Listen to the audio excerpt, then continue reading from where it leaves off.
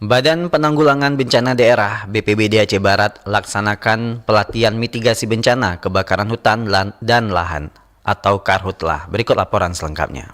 Badan Penanggulangan Bencana Daerah atau BPBD Aceh Barat menggelar pelatihan mitigasi kebakaran hutan dan lahan atau Karhutlah pada tanggal 21 hingga 22 Mei 2025. Kegiatan ini bertujuan membentuk serta membekali relawan pemadam kebakaran atau Redkar di sejumlah desa rawan bencana. Kepala Pelaksana BPBD Aceh Barat, Teguh Ronald Nehdiansyah, menyebutkan pembentukan Redkar sebagai langkah strategis mempercepat respon darurat di tingkat desa.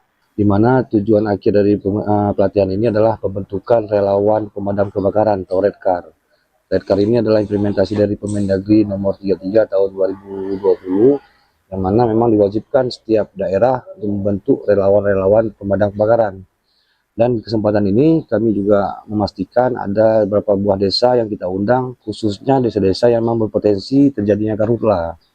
Jadi kita mempedomani data-data yang lama bahwa desa-desa tersebut pernah terjadi kebakaran hutan dan lahan, sehingga kita mengharapkan ada partisipasi dari desa dan dari warga desa secara utuh menjadi relawannya.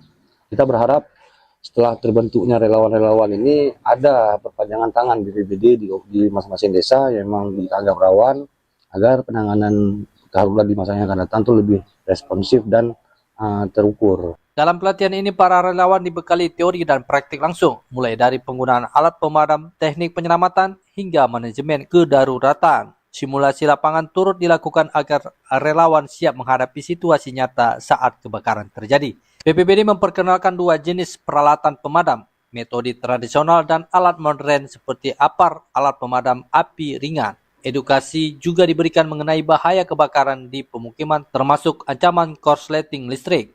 Tak hanya itu, peserta belajar mengenai titik rawan risiko yang harus dihindari saat bertugas. Salah satu peserta asal Desa Lapang, Andi Ilhami, mengatakan pelatihan ini bisa menambah pengalamannya dalam menangani kebakaran atau bencana lainnya. Berarti dari pelatihan ini berarti ada teori, ada langsung masalah teknik di lapangan.